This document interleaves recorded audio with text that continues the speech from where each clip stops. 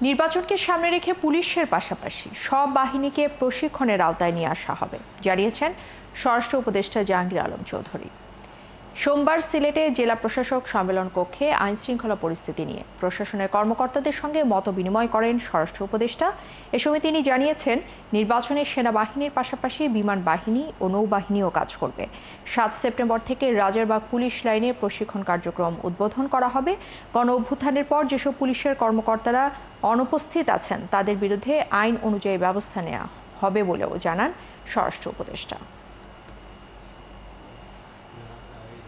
ইলেকশনের জন্য তাদের একটা আমরা প্রশিক্ষণ দিব।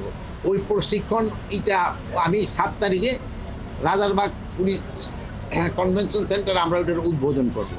এবং শুধু পুলিশ না, অন্যান্য সব বাহিনীরই প্রশিক্ষণের ব্যবস্থা করা হচ্ছে ইলেকশনের আগে।